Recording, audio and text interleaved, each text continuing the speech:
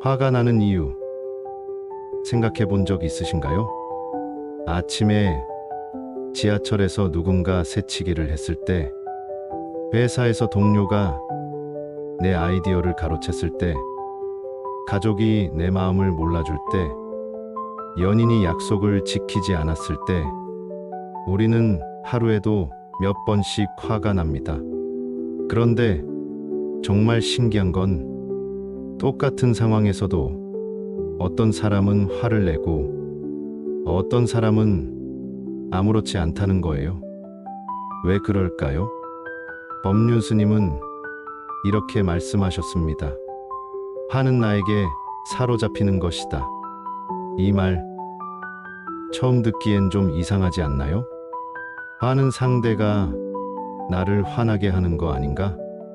오늘은 이 한 문장을 중심으로 우리가 왜 화를 내고 그 감정에 왜 지는지, 그리고 어떻게 하면 화에 휘둘리지 않고 진짜 강한 사람이 될 수 있는지를 함께 풀어보려고 합니다.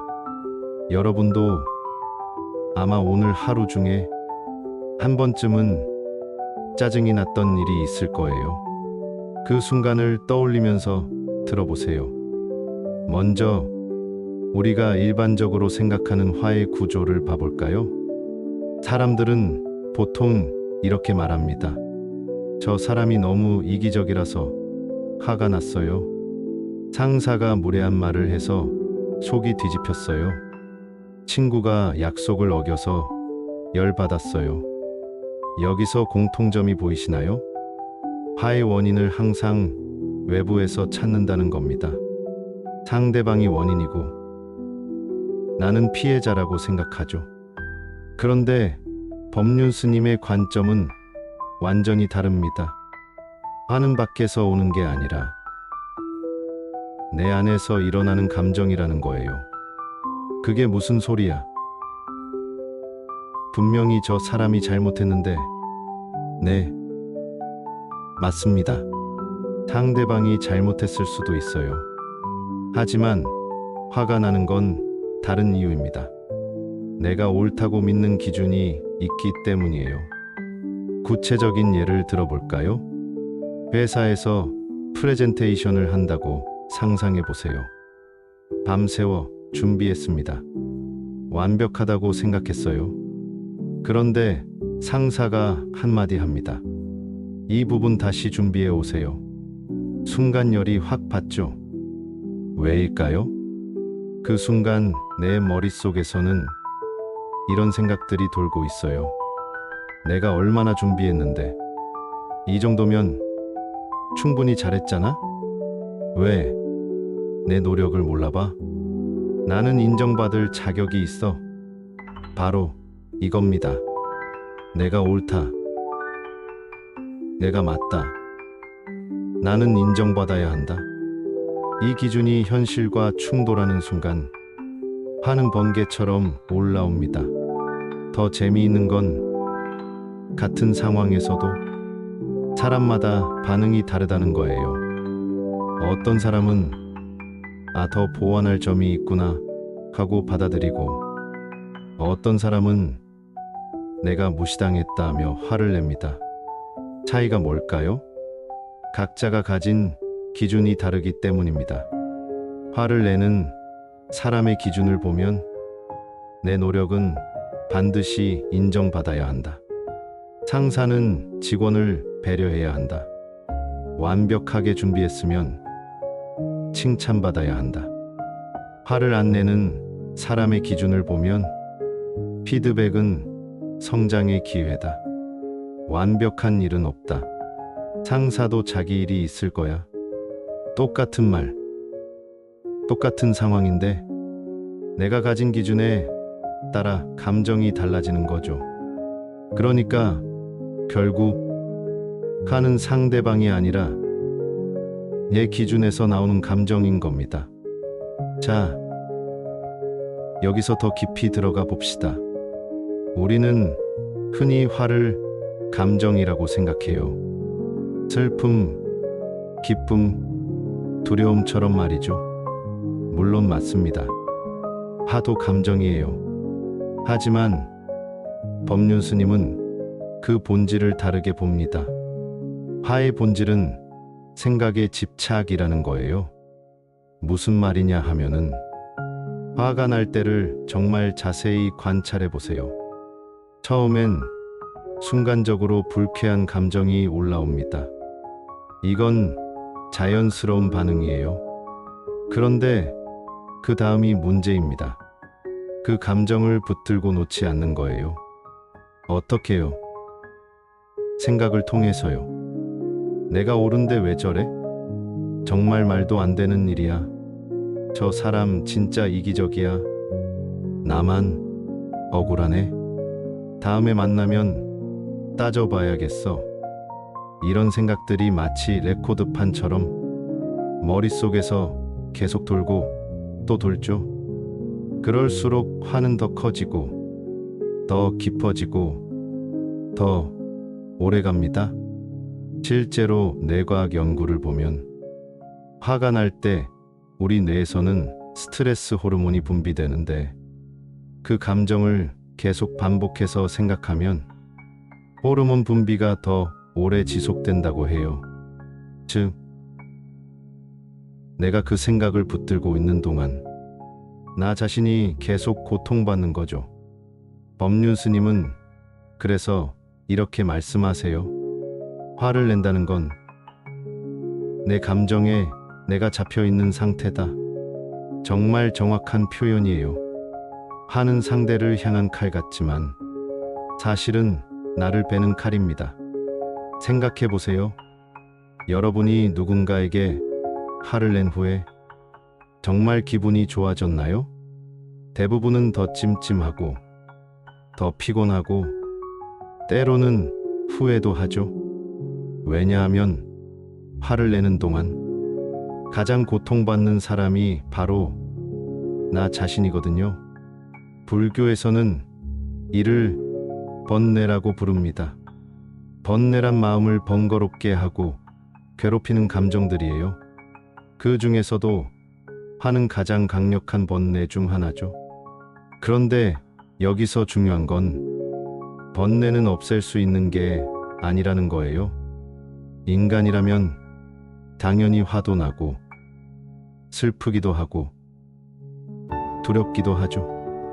문제는 그 감정에 사로잡히는 것입니다. 이제 실전으로 넘어가 봅시다. 인간관계는 화의 보고예요. 가족, 연인, 친구, 직장 동료, 사람이 있는 곳에는 항상 감정의 충돌이 있죠. 특히 가까운 사이일수록 더 그래요. 왜일까요? 기대가 크기 때문입니다. 가족이니까 날 이해해줘야 해. 연인이니까 내 마음을 알아줘야 해. 친한 친구니까 배려해줘야 해. 이런 기대가 클수록 그게 어긋났을 때의 실망과 화도 큽니다. 그런데 여기서 중요한 걸 놓치면 안 돼요. 화를 안 내는 사람이 좋은 게 아니라 화를 잘 다루는 사람이 성숙한 사람이라는 것입니다.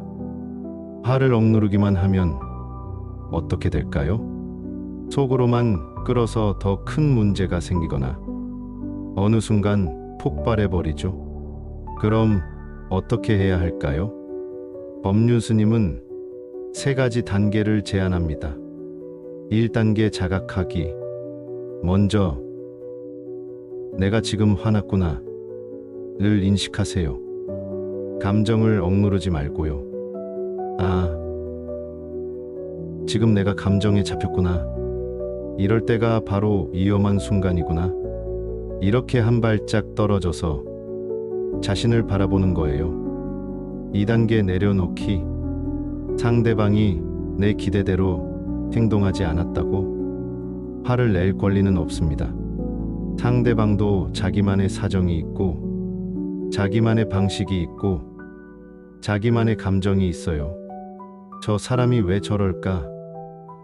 가 아니라 저 사람도 자기 나름의 이유가 있겠구나. 이렇게 생각해 보세요. 3단계 흘려보내기. 감정을 없애려 하지 마세요. 그냥 인정하고 흘려보내는 연습을 하세요.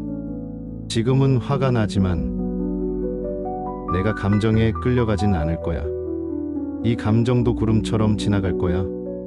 실제로 뇌과학적으로도 감정의 화학적 반응은 90초 정도면 끝난다고 해요. 그 이후에도 화가 지속되는 건 내가 그 생각을 계속 반복하기 때문입니다. 구체적인 연습법을 하나 알려드릴게요. 호흡법입니다. 화가 날 때 즉시 이렇게 해보세요. 1. 코로 천천히 숨을 들이마시며 1, 2, 3, 4 숫자 세기. 잠깐 멈추기. 3. 입으로 천천히 숨을 내쉬며 1, 2, 3, 4 숫자 세기. 이걸 5번만 반복해도 뇌의 전전두엽이 활성화되면서 감정을 조절할 수 있게 됩니다. 또 다른 방법은 공간 바꾸기예요. 화가 나면 그 자리를 잠깐 벗어나세요. 화장실에 가거나 물을 마시러 가거나 밖에 나가서 바람을 쐬거나 공간이 바뀌면 생각도 바뀝니다. 여러분 주변에 이런 사람 있지 않나요? 어떤 상황에서도 흔들리지 않고 다른 사람이 화를 내도 차분하게 대응하고 오히려 그 상황을 긍정적으로 바꿔버리는 사람. 그런 사람들의 비밀이 뭘까요? 바로 내면의 중심이 있다는 거예요. 내면의 중심이란 다른 사람의 말과 행동에 휘둘리지 않는 자기만의 평정심입니다. 이런 사람들은 화가 안 나는 게 아니에요. 화가 나더라도 그 감정에 지배당하지 않는 거예요. 어떻게 그런 중심을 기를 수 있을까요? 첫째, 타인의 관점으로 보기를 해보세요. 상대방이 나에게 화를 낼 때 그 사람 입장에서 생각해 보세요. 저 사람도 힘든 일이 있나? 혹시 내가 모르는 사정이 있을까? 저 사람 나름대로는 선이었을 수도 있겠네. 이렇게 관점을 바꾸면 화가 줄어들고 이해가 늘어납니다. 둘째, 장기적 관점으로 보기를 하세요. 화를 내고 싶은 그 순간 이렇게 생각해 보세요. 이 일이 1년 후에도 중요할까? 10년 후에 이걸 기억하고 있을까? 내가 화를 낸다고 상황이 좋아질까? 대부분은 아니오일 거예요. 셋째, 성장의 기회로 보는 거예요. 화나는 상황을 다르게 해석해 보세요. 이 상황이 나를 더 성숙하게 만들어주는구나. 감정 조절 연습할 기회가 왔네. 이걸 잘 넘기면 나는 더 강해질 거야. 지금까지 화의 본질과 다루는 법에 대해 이야기했습니다. 정리를 해보면 화는 외부가 아닌 내 안에서 나온다. 화의 본질은 생각의 집착이다. 감정에 사로잡히지 않는 것이 진짜 강함이다. 그럼 이제부터 당장 실천할 수 있는 방법들을 알려드릴게요. 아침에 일어나자마자 오늘 화나는 일이 있어도 감정에 휘둘리지 않겠다. 다짐하기. 화가 날 때는 일단 숨을 크게 쉬어 심호흡 5번 하기를 해보세요. 그러 다음 내가 지금 화가 난 거구나. 내가 감정에 잡혔구나. 인식하고 이 감정도 지나갈 거야 라고 혼잣말을 해보세요. 조금은 진정이 될 겁니다. 잠자리에 들기 전에 오늘 화났던 일이 있다면 그 상황을 다시 생각해 보되 다음엔 어떻게 반응할까를 생각하고 계획해 보세요. 지금 여러분 마음속에 혹시 떠오르는 얼굴이 있나요? 그 사람 때문에 아직도 속상해. 그때 그렇게 말할 걸 왜 나만 참아야 해? 그런 감정이 있다면 지금이 기회예요. 그 감정에 붙잡힐지 그 감정을 놓아줄지 우리는 선택할 수 있습니다. 법륜 스님은 말합니다. 화를 다스린다는 건 결국 나를 다스리는 일이다. 감정은 날씨처럼 지나갑니다. 하지만 내가 했던 말과 행동은 관계에 오래오래 남아요. 여러분도 오늘부터 연습해 보세요. 화를 억누르는 게 아니라 그 감정에 끌려가지 않는 연습을. 처음엔 어렵겠지만 연습할수록 분명히 늘어납니다. 그래서 여러분이 진짜 강한 사람, 성숙한 사람, 주변 사람들에게 평안을 주는 사람이 되실 수 있기를 바랍니다. 오늘 이 영상이 여러분의 하루를 조금 더 가볍게 만들 수 있다면 그것으로 충분합니다. 구독과 좋아요는 더 좋은 콘텐츠를 만드는 힘이 됩니다. 감사합니다.